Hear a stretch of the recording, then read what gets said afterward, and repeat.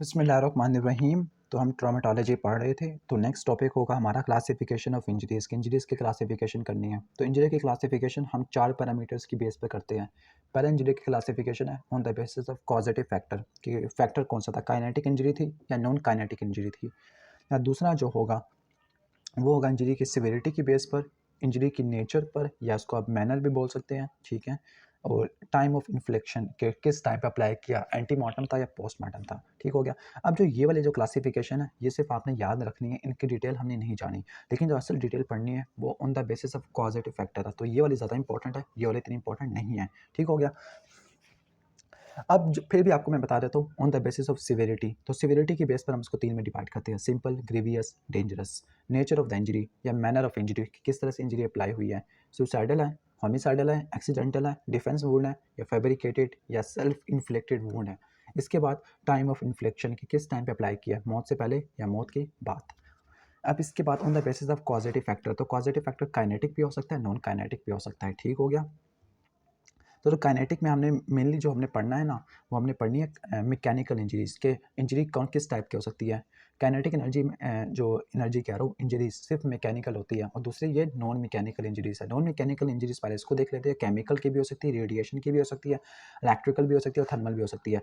Chemical में क्रोसिव्स और irritants आते हैं, ठीक हो गया। क्रोसिव में भी H2SO4 वगैरह हो गया। इरिटेंट्स में आप कह सकते हो फिनोल वगैरह, अल्कोहल वगैरह। रेडिएशन में नेचुरल जो होती है यूवी रेज होती है, इसका कैंसर हो सकता है, या आर्टिफिशियल आयनाइजेशन या आर्टिफिशियल नॉन आयोनाइजेशन वाली रेडिएशन, ठीक हो गया। इलेक्ट्रिकल में क्या क्या आ सकता है, इलेक्ट्रिकल में आ सकता है हाई वोल्टेज वाली, जो कि इंडस्ट्री में अप्लाई होता है। लो वोल्टेज डोमेस्टिक वाला इंडस्ट्री में आपको पता है कि 600 से लेकर 1200 तक होता है। और लो वोल्टेज जो होता है तकरीबन 220 से 240 तक, जो घरों में इस्तेमाल होता है। ये भी लूज कॉन्टैक्ट हो सकता है या फर्म कॉन्टैक्ट। लूज कॉन्टैक्ट वाले को स्पार्क लियन या फर्म कॉन्टैक्ट वाले को कॉन्टैक्ट लियन भी कहते हैं, ठीक हो गया। दूसरी है थर्मल इंजरीज। थर्मल इंजरीज दो चीज़ों की वजह से हो सकती है, हीट की वजह से या कोल्ड की वजह से। अब हीट की वजह से जनरलाइज्ड इफेक्ट क्या आएगा, जनरल जो ओवरऑल पूरी बॉडी के ऊपर देखने को मिलते हैं, वो होगा स्ट्रोक हो जाएगा, ठीक है। इसके बाद क्या हो जाएगा, कोलैप्स है, असल में यहाँ पे शॉक होना चाहिए था वैसे यहाँ पर, ठीक है। क्रैम्प है, क्रैम्प वगैरह हो जाएगा, कोलैप्स हो जाएगा, और यहाँ पे शॉक होना चाहिए था, ठीक है। दूसरी तरफ यहाँ पे ये तो इफेक्ट है, उनकी नेचर क्या है, ठीक है। लोकलाइज्ड क्या होगा, लोकलाइज्ड में आपको बर्न्स देखने को मिलेगा, स्कार्स वगैरह जो वो एरिया झुलस जाएगा, ठीक हो गया।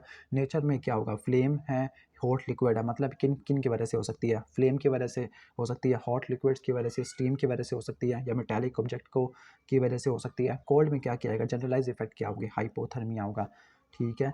और लोकलाइज्ड इफेक्ट उस जगह के ऊपर, ठीक हो गया। तो उस जगह के ऊपर एरिथीमा हो जाएगा, ट्रेंच फुट है, और फ्रोस्ट बाइट है। अभी तो आप रट्टा मार लो, बाकी इनको हम थर्मल इंजरीज वाले टॉपिक में पढ़ेंगे। चिल बेन है, और ट्रेंच फुट है, और फ्रोस्ट बाइट है, ठीक हो गया।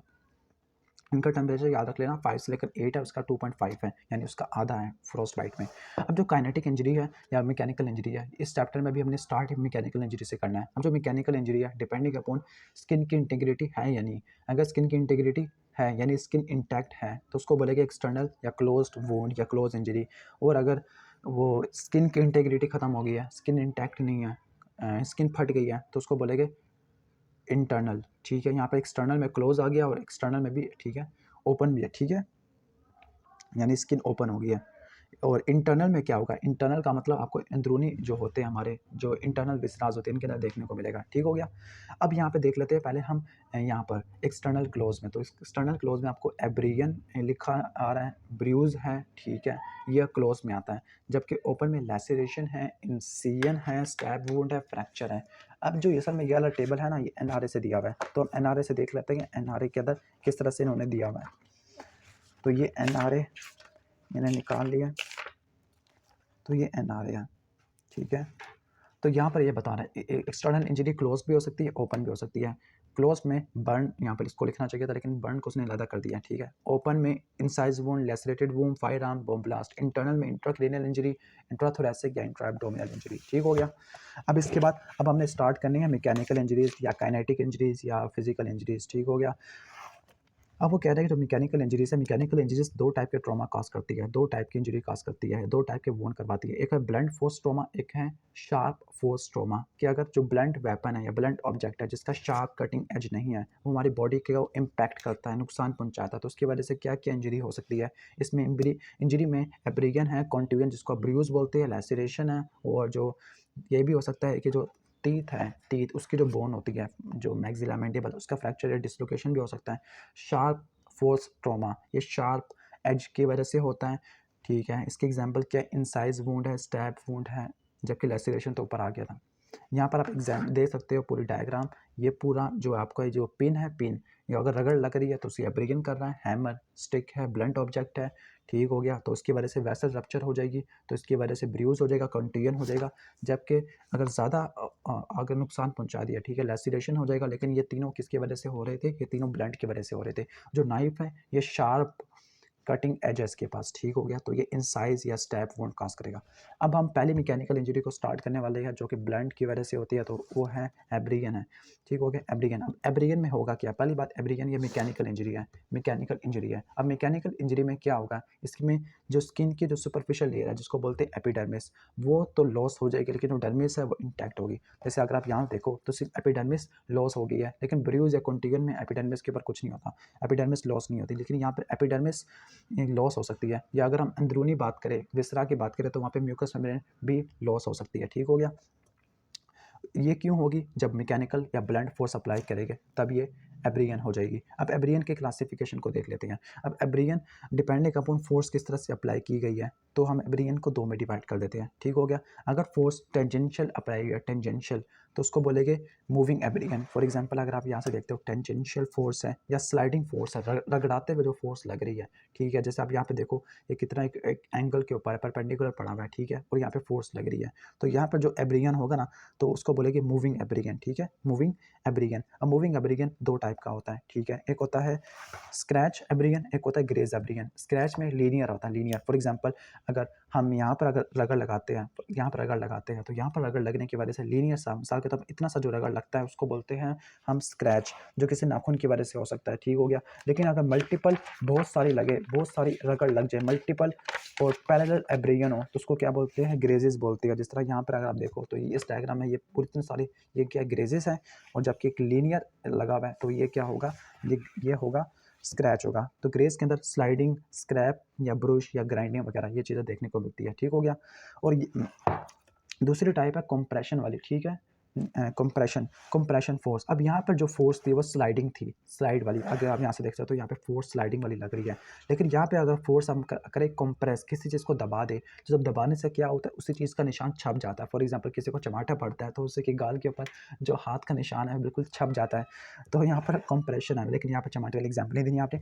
तो यहाँ पर अगर फोर्स अप्लाई करते हैं और वो कंप्रेशन होता है किसी भी टिश्यू के अंदर, ठीक हो गया, तो यहाँ पर दो टाइप की एब्रिगन यहाँ पे आ जाती है, एक होती है प्रेशर एब्रिगन, एक होती है इम्प्रिंट। अब जो मैंने आपको चमाटे वाली एग्जांपल दी थी जिसकी वजह से वही निशान छप गया था, इम्पैक्ट की वजह से, कॉन्टैक्ट की वजह से हो गया, तो उसको बोलते हैं इम्प्रिंट एब्रिगन। फॉर एग्जांपल ये फोर्स अगर ये वाला ऑब्जेक्ट था तो इससे का निशान यहाँ पे छप जाएगा एपिडर्मिस के ऊपर, तो ये क्या होगा, इम्प्रिंट एब्रिगन होगा। और प्रेशर एब्रिगन क्या होता है, प्रेशर एब्रिगन ये होता है कि अगर कोई फ्रिक्शन अप्लाई हुई है, फ्रिक्शन की वजह से उसका निशान छप गया। अब इन दोनों की वजह से जो निशान छप जाते हैं, फॉर एग्जांपल अगर आप यहाँ पे देखो कि यहाँ पर फांसी का फंदा लगा कर खुदकुशी की है, तो यहाँ पर जो इसका लाइगेचर मार्क था वो आपको नजर आने लग जाएगा, ठीक है। तो ये फ्रिक्शन, ये रगड़ वाला है, ठीक है, रगड़ वाला, या इसको फ्रिक्शन मार्क कहते हैं, या उसको हम कह सकते हैं क्रशिंग एब्रिगन भी, ठीक हो गया। अब इनके डिफरेंस वगैरह हम देख लेते हैं, इससे सब कुछ तैयार हो जाएगा। इसके बाद हमने यहाँ पर आगे भी जाना है। अगर आप यहाँ से देखो कि यहाँ पे जो प्रेशर लाइगेचर है, जो फांसी का फंदा होता है, वो अगर अप्लाई किया नेक के ऊपर तो उसकी वजह से पूरा फ्रिक्शन की वजह से रगड़ पड़ गया, तो ये क्या होगा, ये प्रेशर एब्रिगन के अंदर आएगा, ठीक है। और किसी का अगर कोई चीज़ चबाई है, कांटा है, ठीक है, तो उसकी वजह से जो इम्प्रिंट एब्रिगन हो जाएगा, किसी चीज़ का निशान छप जाएगा। फॉर एग्जाम्पल किसी को जूते से मारते तो उसका जूते का निशान छप जाता है टांगों के ऊपर, ठीक हो गया। यहाँ पर इम्प्रिंट एब्रिगन देखने को मिलता है, कोई रेडिएटर ग्रिल लग गई है, कोई चीज़ लगी है, ठीक हो गया। और लीनियर एब्रिगन में क्या होगा, लीनियर एब्रिगन में किसी एक साइड के ऊपर फोर्स अप्लाई होगी, ठीक हो गया। तो जहाँ से फोर्स अप्लाई होगी वहाँ से तो एपिथेलियम तकरीबन जहाँ पे से एपिडर्मिस लॉस हो जाएगी, और जहाँ पर जो उसका फार एंड होगा वहाँ पे एपिथेलियम पूरा जमा होना शुरू हो जाएगी। जिस तरह कूड़ा क्रिकेट जमा होना शुरू हो जाता है, तो वहाँ पर एपिथेलियम की हीपिंग होना शुरू हो जाएगी। तो फार एंड के ऊपर हीपिंग और नियर एंड के ऊपर एपिथेलियम का लॉस देखने को मिलेगा, ठीक हो गया। तो ये वाला जो होता है ये स्क्रैच मार्क है, और मल्टीपल होते हैं ब्रुश लाइक मार्क्स होते हैं, तो उनको क्या बोलते हैं, ग्रेजिंग होते हैं। जिस तरह किसी को हमने कि कोई बंदा जैसे रोड ट्रैफिक एक्सीडेंट का शिकार हो गया और वो रगड़ते हुए गया पूरी रोड के ऊपर, तो रगड़ने की वजह से जो निशान प्रोड्यूस होगा वो इसी का होगा, ग्रेज एब्रिगन का। अब हम क्या करते हैं, इनको हम इनके दरमियान डिफरेंस पढ़ लेते हैं, ठीक है। स्क्रैच एब्रिगन, ग्रेज एब्रिगन, प्रेशर एब्रिगन और इसके साथ इम्प्रिंट एब्रिगन। जो स्क्रैच एब्रिगन और ग्रेज एब्रिगन दोनों आती है मूविंग एब्रिगन के अंदर। तो इन दोनों का मूविंग एब्रिगन है, प्रेशर एब्रिगन का दूसरा नाम है फ्रिक्शन एब्रिगन, और इसका इम्प्रिंट एब्रिगन है। फोर्स किससे अप्लाई होगी, narrow sharp sliding force, narrow sharp sliding force होगी, ठीक है। फोर्स वाला जो नैरो होगा, जैसे किसी का नाखून लग गया तो ये वाला जो क्या होगा, ये वाली चीज़ है ये नैरो है। लेकिन अगर मल्टीपल अगर जो होगा वाइड एरिया होगा, फॉर एग्जांपल कोई बंदा रोड पर रगड़ते हुए गया तो वो तो वाइड एरिया है ना, तो वहाँ पे वाइडर फोर्स लगेगी, वाइडर और ब्रॉडर स्लाइडिंग फोर्स होगा, ठीक हो गया। प्रेशर एब्रिगन में क्या होगा, रिलेटिव परपेंडिकुलर कंप्रेशन फोर्स होगी, कंप्रेशन होगी, ठीक है। दोनों के अंदर परपेंडिकुलर कंप्रेशन वगैरह देखने को मिलेगी। कॉज क्या होगा, कॉज, अब यहाँ पे कॉज, यहाँ पर असल में कॉज में भी फोर्स का दोबारा बताएगा। शार्प और पॉइंटेड ऑब्जेक्ट है वो स्किन की तरफ मूव करिए, जिस तरह कोई फिंगर नेल है, कोई कांटा चुभ गया, कोई पिन वगैरह, ठीक है। लेकिन यहाँ पर हॉरिजॉन्टल या टेंडेंशियल फ्रिक्शन होगी, एक स्किन होगी और दूसरी हार्ड रफ सरफेस होगी। तीसरा क्या है, यहाँ पर क्या होगा, डायरेक्ट लीनियर प्रेशर होगा किसी का रफ ऑब्जेक्ट का स्किन के ऊपर, जैसे प्रेशर एब्रिगन में आप लाइगेचर के एग्जांपल दे सकते हो। और यहाँ पर क्या होगा, जब फोर्स स्किन के परपेंडिकुलर होगी, किसी तरह कोई चीज़ लग गई या कोई ठोकर वगैरह लग गई है। अपीयरेंस क्या होगी, किस टाइप की अपीयरेंस होगी, तो यहाँ पर आप अपीयरेंस देखो तो यहाँ पे जो स्किन की जो सरफेस लेयर्स हैं वो कलेक्ट हो जाएगी इन फ्रंट ऑफ ऑब्जेक्ट। जैसा मैंने कहा था कि जो एपिथेलियम होती है, इस साइड पे अगर इस डायग्राम में देखो तो उसके जो फार एंड के ऊपर एपिथेलियम की हीपिंग होती है और नियर एंड के ऊपर एपिथेलियम का लॉस होता है, ठीक है। यानी जो स्टार्ट वाले एरिया के ऊपर क्लीन एरिया होता है, एपिडर्मिस लॉस हो जाती है, और लास्ट वाला फार एंड के ऊपर एपिथेलियम का टैग होता है, ठीक हो गया। जबकि अगर हम बात करते हैं किसकी, ग्रेज एब्रियन, तो ग्रेज एब्रियन के अंदर लॉन्गिट्यूडनल पैरेलल लाइन देखने को मिलती है, बहुत सारी पैरेलल लाइन देखने को मिलती है एज कम्पेयर टू डैट। यहाँ पे लीनियर मार्क्स होते हैं। अब प्रेशर एब्रियन में क्या होगा, क्रशिंग होगा, सुपरफिशियल क्रशिंग का मतलब यहाँ पे आपको दबाया हुआ होगा, किसी चीज़ को कंप्रेस किया होगा, इस तरह का देखने को मिलेगा। और नीचे आपको ब्रूजिंग वगैरह भी देखने को मिलेगी। जिस तरह अगर आप इस डायग्राम में देखो तो यहाँ पे आपको ब्रूजिंग भी देखने को मिल सकती है, ये ब्रूजिंग है। यहाँ पर क्या होगा, यहाँ पर जो क्यूटिकल है, जो एपिडर्मिस है, जिस जगह पे फोर्स अप्लाई किया वहाँ से तो क्रश हो जाएगी, और वो उस ऑब्जेक्ट को जिसने फोर्स अप्लाई किया है उसका रूप धार लेगी, इम्प्रिंट हो जाएगी, ठीक हो गया। एग्जांपल क्या है इसकी, एग्जांपल इसके थ्रॉटलिंग है, मिसाल के तौर पर किसी का गला घोंटने के लिए जो फोर्स अप्लाई करते हैं, सेक्शुअल असॉल्ट है, चाइल्ड अब्यूज़ है। जबकि इसकी एग्जाम्पल है रोड ट्रैफिक एक्सीडेंट है, फ्रेश बर्न है, फ्रिक्शन बर्न है। जबकि है लाइगेचर है।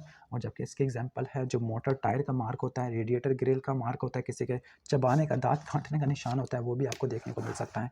अब इनकी एब्रियन की एज क्या है, जो बहुत ज़्यादा पूछी जाती है एग्जाम के अंदर, कि आप किस तरह से करोगे एब्रियन की एज मालूम करोगे। तो सबसे पहले जो एब्रियन होता है, हाँ ठीक है, एब्रियन जब वो फ्रेश, यानी अगर वो रेडिश हो, रेडिश एक्सुडेट देखने को मिले, और स्कैप, स्कैप क्या होता है, जो एक पपड़ी सी एक ब्लैक सी कवरिंग बनना शुरू हो जाती है, जो टिश्यू की रिपेयर में बनती है।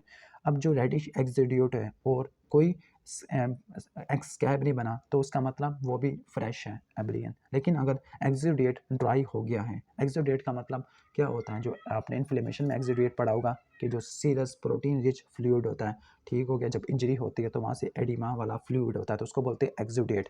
तो जो एक्सुडेट अगर डार्क रेड सॉफ्ट स्कैब बना ले, ठीक हो गया, तो वो 12 से 24 घंटे हो चुके हैं। इसके बाद अगर रेडिश ब्राउन स्कैब है, पहले था डार्क रेड, अब है रेडिश ब्राउन, तो 1 से लेकर 2 दिन हो गया। फिर डार्क ब्राउन स्कैब, पहले रेडिश ब्राउन था, अब डार्क ब्राउन हो गया, ठीक है। लेकिन पहले सॉफ्ट था, अब ये सिर्फ डार्क ब्राउन है, 3 से 5 दिन है। फिर जो ब्लैकिश स्कैब है वो अगर श्रिंक हो जाएगा और वो गिरना शुरू हो जाएगा मार्जिन से, तो 5 से लेकर 7 दिन है, और स्कैब तकरीबन सारा खत्म हो गया। और जो हाइपोपिगमेंटेड का मतलब थोड़ा सा भी स्किन के ऊपर क्या होगा, हाइपोपिगमेंटेशन होगी, पिगमेंट थोड़ा सा कम होगा, तो उसका मतलब 7 से 10 दिन हो गए। तो किस तरह से आपने याद रखना है, हाइपोपिगमेंटेशन है, फिर श्रिंक है, उल्टा चल रहा है, डार्क ब्राउन स्कैब है, रेडिश ब्राउन स्कैब है, डार्क रेड सॉफ्ट स्कैब है, और रेडिश एक्सुडेट है, ठीक है। इस तरह से आप एज ऑफ एब्रियन को मालूम कर सकते हैं। अब एब्रियन ये पता चलाना कि एब्रियन मौत से पहले हुई थी या मौत के बाद हुई थी, ठीक है, कि उसको मारने के बाद उसको घसीटते हुए कहीं और ले गया। तो इसको एंटीमार्टम और पोस्टमार्टम एब्रियन है, इसका डिफरेंस आपने करना है। तो उसका किस तरह से होगा, एक चीज़ आपने याद रखनी है, जो भी चीज़ एंटीमार्टम होती है तो वहाँ पर आपको वाइटल रिएक्शन देखने को मिलती है। वाइटल रिएक्शन का मतलब इन्फ्लेमेटरी रिएक्शंस देखने को मिलती हैं, लेकिन पोस्टमार्टम के अंदर आपको कोई inflammatory reaction, vital reaction, tissue repair वगैरह नहीं देखने को मिलता। अब देख लेते हैं, जो एंटीमार्टम एब्रियन है वो किसी भी जगह पे हो सकते हैं, लेकिन जो पोस्टमार्टम एब्रियन है वो सिर्फ बोनी प्रोमिनेंस के ऊपर देखने को मिल सकते हैं, कि उस बंदे को जहाँ से घसीटा जा रहा होगा वहीं पर आपको बोनी प्रोमिनेंस के ऊपर देखने को मिल सकते हैं। स्पेसिफिकली जो होता है हमारा मीडियल मेल्यूलस होता है वहाँ पर, और ओलिकेरानोन प्रोसेस के ऊपर कलर क्या होगा, ब्राइट रेड होगा, जबकि येलो पार्चमेंट होगी। पार्चमेंट का मतलब बिल्कुल चमड़े जैसी होती है ना, बिल्कुल वैसे ही। एक्सुडेट स्कैब रेस्ट होगा, लेकिन यहाँ पे स्कैब नहीं बनेगा क्योंकि वाइटल रिएक्शन, इन्फ्लेमेटरी रिएक्शन और इसके साथ टिश्यू रिपेयर यहाँ पे नहीं होगा। वाइटल रिएक्शन यहाँ पे पॉजिटिव होते हैं, इन्फ्लेमेटरी रिएक्शन जैसे रेडनेस वगैरह, और यहाँ पे नेगेटिव होते हैं। हीलिंग एविडेंट होगी, यहाँ पे हीलिंग नहीं होगी। तो इन शॉर्ट एंटीमार्टम के अंदर आपको healing, repair, inflammatory reaction, vital reaction, colour, site ये देखने को मिलता है, लेकिन उसमें नहीं देखने को मिलता। मेडिको लीगल इंपॉर्टेंस क्या है, सबसे पहली बात ये एब्रियन को देखने के बाद हम ये पता चला सकते हैं कि ऑब्जेक्ट की नेचर क्या है, जिसने फोर्स अप्लाई किया है, वेपन की नेचर क्या है, कि अगर ये पता चलेगा इम्प्रिंट एब्रियन से या फ्रिक्शन एब्रियन से, ठीक है। यह पता चलेगा कि नेचर और एज ऑफ इंजरी क्या है, कि कब लगी थी और इस इंजरी क्या है, इसके मूविंग एब्रियन है, कि ये फ्रिक्शन एब्रियन है या इम्प्रिंट एब्रियन है, ठीक हो गया। ये बताएगा कि किस साइड के ऊपर इम्पैक्ट लगा है। तो जैसे आपने कहा था मूविंग एब्रियन में जहाँ पर नियर एंड होता है, नियर एंड के ऊपर एपिडर्मिस क्लीन हो जाती है, लेकिन फार एंड के ऊपर एपिथेलियम की हीपिंग होती है। तो आपको डायरेक्शन का पता चल जाएगा और साइट ऑफ इम्पैक्ट का पता चल जाएगा, ठीक है। और इसके साथ आपको ये पता चलेगा कि करैक्टर क्या इंजरी का, किस टाइम पे लगी थी, वो तो आप टाइम ऑफ एब्रियन से पता चला लोगे। मैनर ऑफ इंजरी क्या थी, सुसाइडल थी या आप कह सकते हो होमिसाइडल या एक्सीडेंटल थी, ठीक हो गया। और ये भी शो करता है एब्रियन, ये स्ट्रगल मार्क्स को शो करता है। जो स्ट्रगल मार्क्स होते हैं, थ्रॉटलिंग में कोई बंदा गला घोट रहा है, दूसरे का सेक्सुअल असॉल्ट है, चाइल्ड अब्यूज़ है, तो उसमें जो एब्रियंस होती है ये शो करते हैं डिफेंस वूंड को, struggle of science of struggle को शो करते हैं, ठीक हो गया। तो ये था एब्रियन। अब इसके बाद नेक्स्ट चलते हैं ब्रूज। तो ब्रूज का दूसरा नाम है कंट्यूरियन, या इसको हीमाटोमा भी बोलते हैं। अब ब्रूज होता है क्या, ब्रूज क्या होता है, जो एक्स्ट्रावेजेशन होती है ब्लड की, कि अगर हमने इंजरी अप्लाई किया और इंजरी अप्लाई होने की वजह से कोई ब्लड वेसल रप्चर हो गया, स्पेसिफिकली जो कैपिलरी होती है स्किन के अंदर वो रप्चर हो गया, तो इसका जो ब्लड होता है वो ब्लड वेसल से निकलने के बाद कहाँ पे आ जाएगा, टिश्यू के अंदर जमा होना शुरू हो जाएगा, कलेक्शन होना शुरू हो जाएगा, ठीक हो गया। लेकिन यहाँ पे जो एपिडर्मिस है वो इंटैक्ट है, स्किन और सॉफ्ट टिश्यू की कंटिन्यूटी खराब नहीं हुई, और ये ब्लंट फोर्स की वजह से होता है। अब ब्रूज की क्लासिफिकेशन क्या है, ब्रूज को 3 में डिवाइड करते हैं, सुपरफिशियल ब्रूज, डीप ब्रूज और पैटर्न ब्रूज। लेकिन यहाँ पर ब्रूज के मजीद आगे वो इसको एक्सप्लेन नहीं करता, तो हमने सिर्फ इनकी टाइप्स को रट्टा मारेंगे। सुपरफिशियल डीप ब्रूज को डिलेट माइग्रेटरी या एक्टोपिक। डिलेट का मतलब जब फोर्स अप्लाई की थी तब नहीं आए, लेकिन काफ़ी देर बाद जाके। माइग्रेटरी का मतलब अप्लाई कहीं और की थी लेकिन हुआ कहीं और। जिस तरह आपको पता है कि ब्लैक आई है, ब्लैक आई का मैकेनिज्म बिल्कुल ऐसे ही होता है, जैसे आप कह सकते हैं ग्रेविटी की शिफ्टिंग की वजह से ब्लैक आई देखने को मिलती है। हालांकि इंजरी थी फोरहेड के सॉफ्ट टिश्यू के अंदर, ठीक हो गया। अब इसके बाद वो कह रहा है मैकेनिज्म ऑफ प्रोडक्शन, डायग्राम दिखा रहा है, ब्लड फोर्स अप्लाई करे, ब्लड फोर्स अप्लाई करने की वजह से जो कैपिलरीज है, ब्लड वेसल है, उसमें से ब्लड एक्स्ट्रा विजिट करके जमा होना शुरू हो गया टिश्यू के अंदर, लेकिन जो स्किन है और टिश्यू की कंटिन्यूटी खराब नहीं हुई। अब वो कौन कौन से फैक्टर्स है जो ब्रूज की अपीयरेंस को, उसकी सिविरिटी को डिटरमिन करते हैं। सबसे पहला एज है, जो ये वाली जो चीज़ है ये असल में एनआरए से दी हुई है, एज वाला, ठीक है। पहला एज कैसे डिटरमिन करता है, एज किस तरह से इफेक्ट करता है। जो इन्फेंट होते हैं, इन्फेंट के अंदर जो ब्रूजेस होते हैं ज़्यादा इजी होते हैं, या ओल्ड पीपल के अंदर, क्योंकि इनके अंदर जो स्किन है वो थोड़ा सा रिलेटिवली फ्रेजाइल होती है। अमाउंट ऑफ फोर्स अप्लाइड, कि जो फोर्स अप्लाई, जितना ज़्यादा फोर्स अप्लाई करेगा तो ज़्यादा ब्रूजिंग होगा। क्वांटिटी ऑफ ब्लड इफ्यूज, जितना ज़्यादा ब्लड इफ्यूज होगा उतना ज़्यादा डार्क कलरेशन देखने को मिलेगी। टाइप ऑफ टिश्यू, ठीक हो गया। जो ऐसे टिश्यू होते हैं जहाँ पे सॉफ्ट लैक्स एरियाज होते हैं, लूज एरियाज होते हैं, लिप्स या आइज, तो वहाँ पर जमा होने की चांसेस काफ़ी ज़्यादा होती है। फॉर एग्जाम्पल आइज में black I. State of health, किसी के अंदर कोगुलेशन डिसऑर्डर है, ब्लड वेसल का डिसऑर्डर है, लीवर का डिसऑर्डर है, तो वहाँ पर कोगुलेशन वगैरह नहीं होगी, ब्लीडिंग होने के चांसेस काफ़ी ज़्यादा होंगे। लास्ट है कलर ऑफ स्किन।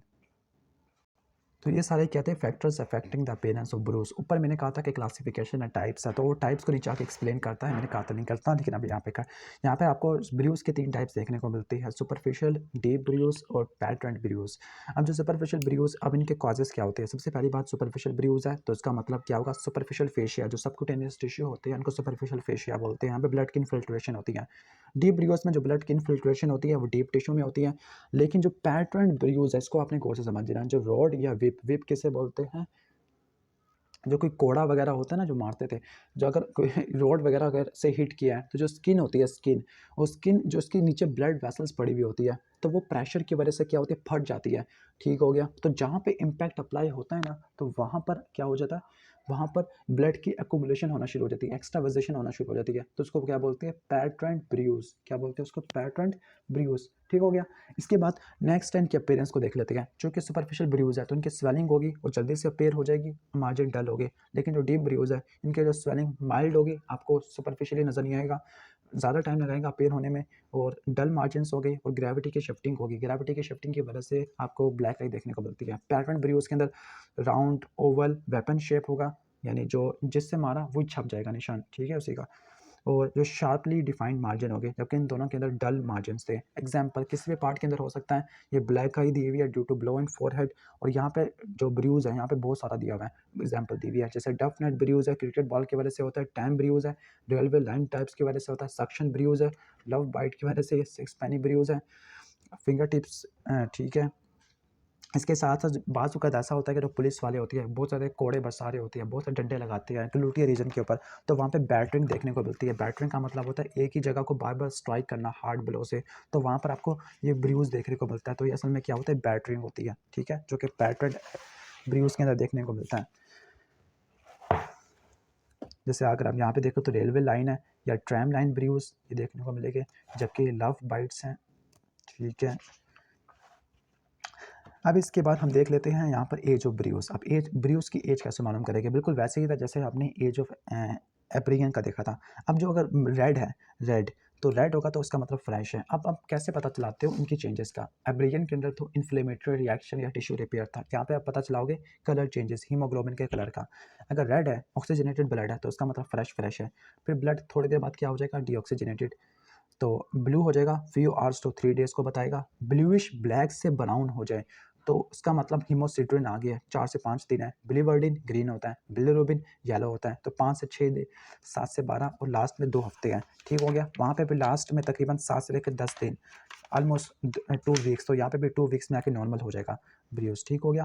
अब यहाँ पे बता रहा है कि जो ब्रूज है, आया कि ब्रूज एंटीमार्टम था या पोस्टमार्टम था, तो इनके क्या क्या डिफरेंसेस हो गए, तो वही आपको बता देता हूँ। एंटीमार्टम ब्रूज में जो चीज़ें होगी प्रेजेंट होगी, पोस्टमार्टम ब्रूज के अंदर वो चीज़ें एब्सेंट होगी। कौन सी चीज़ें, वाइटल रिएक्शन वगैरह, कोआगुलेशन वगैरह, ये चीज़ें एंटीमार्टम में होगी, पोस्टमार्टम में नहीं होगी। स्वेलिंग जैसे एंटीमार्टम ब्रूज में होती है, पोस्टमार्टम में नहीं होती।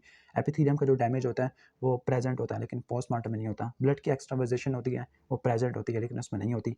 ठीक है। कोआगुलेशन है, इसमें होगी, इसमें नहीं होगी। इन्फिल्ट्रेशन है, होगी इसमें। कलर चेंजेस इसमें होगा। मार्जिन्स डिफ्यूज्ड हो गए लेकिन इसमें डिफाइंड हो गए। और अपीयरेंस क्या होगी, ठीक है, कहते हैं मोर मार्केट होती है। यानी तमाम चीज़ें पॉजिटिव हैं एंटीमार्टम ब्रूज के अंदर, पोस्टमार्टम ब्रूज के अंदर सारी चीज़ें आपने एब्सेंट कर देनी है। इसके बाद बता रहा है ट्रू ब्रूज या फॉल्स ब्रूज होती है। ठीक है। एक तो ट्रू ब्रूज वो होते हैं ना जो ब्लंट वेपन की वजह से होते हैं, कुछ फॉल्स ब्रूज जो किसी इरिटेंट केमिकल या प्लांट जूस की वजह से हो सकती है। ठीक हो गया। अब इनके साइड क्या है, इनकी साइड क्या है, ये ट्रू, यानी इनकी ये ट्रू ब्रूज कहाँ पे होते हैं, किसी भी जगह पे हो सकते हैं। फॉल्स ब्रूज किसी भी एसेसिबल पार्ट के ऊपर जो दिखाने के लिए होती है। ठीक है। अब कलर चेंजेस क्या होगा, टिपिकल चेंजेस होती है red, blue, then brown, green, yellow और नॉर्मल। ठीक है। ये चीज़ें आपको देखने को मिलती है। ठीक हो गया। और उसमें वो चीज़ें डेफिशिएंट होगी। असल में ये डिफरेंस इतना इंपॉर्टेंट नहीं है, तो सिर्फ 3-4 पॉइंट्स आप कर लेना, ज़्यादा डिटेल से करने की ज़रूरत नहीं है क्योंकि ये इतना इंपॉर्टेंट नहीं है जितना एंटीमार्टम और पोस्टमार्टम ब्रूज था। और ब्रूज और हाइपोस्टेसिस का डिफरेंस वो तो हमने थैनाटोलॉजी में पढ़ना है। मेडिको लीगल इंपॉर्टेंस क्या है, it indicates nature of object causing injury. Object का नेचर, क्या वहाँ पर nature of object causing injury था, यस वहाँ पे भी था, तो यहाँ पे भी nature of object causing injury. इसके बाद nature and age of injury, के यहाँ पे भी nature and the age of injury यहाँ पे होगा।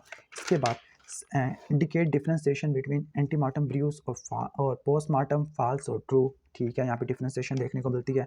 Character time manner of injury, यहाँ पे भी character time manner of injury देखने को मिलेगा। ठीक हो गया। अब इसका क्या बताता है, वही स्ट्रगल साइंस है, थ्रॉटलिंग के अंदर, सेक्सुअल साल्ट के अंदर, स्मूथनिंग वगैरह। तो अगर आप एक चीज़ को कर लोगे दूसरे के अंदर भी आप यही चीज़ें लिख सकते हो। ब्रूज और एब्रियन का तकरीबन ऑलमोस्ट सिमिलर है। इसके बाद है लेसिरेशन है। ठीक है। लेसिलेशन काफ़ी ज़्यादा लंबा है तो उसको नेक्स्ट वीडियो के अंदर कवर करेंगे। तो अगर ये वीडियो अच्छी लगी हो, ना लगी हो बेशक, लेकिन लाइक तो ना करना, लेकिन सब्सक्राइब कर देना और नेक्स्ट वीडियो को देख लेना। Thanks for watching this video. अल्लाह हाफिज़।